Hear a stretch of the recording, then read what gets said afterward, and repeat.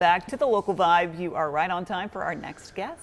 Students across the Piedmont Triad are back in the classroom, and parents and caregivers may be looking for ways to stay connected to their child during the school year.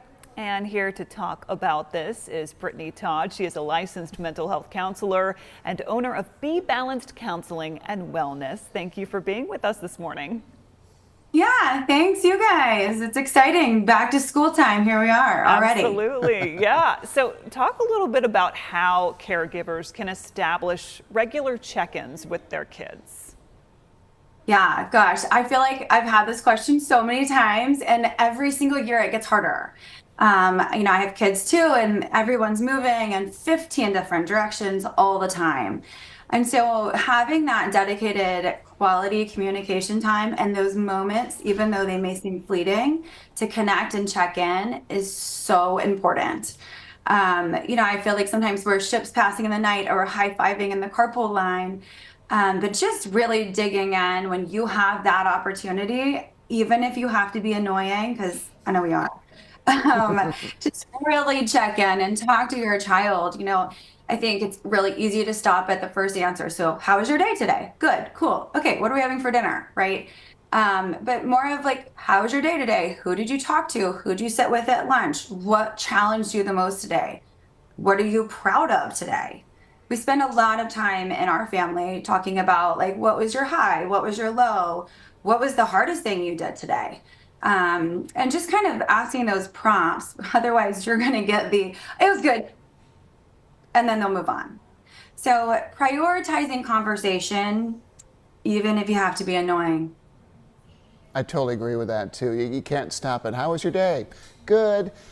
And then that's it. And you got to dig into it too. So what are some ways, Brittany, that you can monitor their academic life, their social life? Yeah, first we do the best we can, right? Yeah. I think, just stay involved, show up with our younger kids, get to know their friends' parents. If you can volunteer in the classroom, which I know that is hard, also have to juggle, but get there, even if it's just to check in so you can get eyes on their interactions with their peers. Maybe at birthday parties for our younger ones, you walk them in or you stay for a few minutes and chat. Just again, building that connection from a quality approach. In terms of academics, staying in touch with their teachers. Even if the teacher's not reaching out, maybe consider reaching out to them. For those that still have conferences, try to get there, even if you need to do Google Classroom, always a great option. And then if you're involved in any extracurriculars, if they're involved in school sports or band or orchestra or any kind of art presentations or theater, anything, get there so that you can show that you are invested in what they're working on and what they're passionate about. And you can also plug into what their daily dynamics are like for them. And what's a way that we can all be mindful of signs of maybe like stress or anxiety that students might be dealing with? First thing that I tell parents to look for is isolation. And isolation looks different from a young age to all the way through our teens and to adults, right? Like, I think it's sometimes it's even hard to recognize in ourselves. But, obviously changes in behavior, changes in attitude, again, kind of hard with the preteen and teen. All of that to say, if they're pulling back more than normal, if you see them maybe not wanting to go to a party that they used to want to go to, or go play a sport or go out on the weekends or something like that, then that's going to be a change in behavior. Maybe they're not on the phone as much. And I know that sounds like a win. At the same time, what's going on? Are we avoiding something?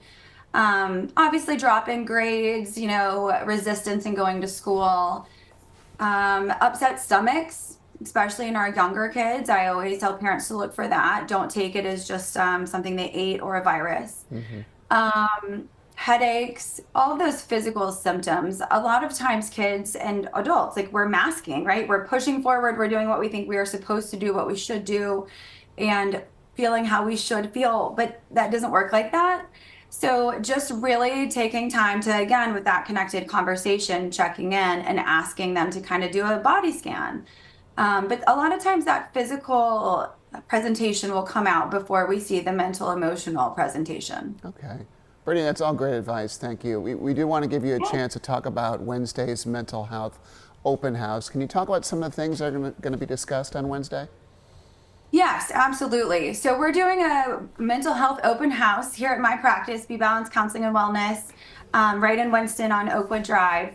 And it's free for everyone. And what we've got planned is short presentations by each of our clinicians focused on various things, including what we just talked about here, but getting a little bit deeper, more into some specific things that you can do, all the way from good ideas and healthy ways to strategize in packing lunches and family dinners to nourish our brains and elevate mood and stabilize, to how can we communicate, what are some strategies and suggestions for family life. And our executive functioning coach will also be giving some examples of like what a successful morning looks like, which is almost funny to like think about, right?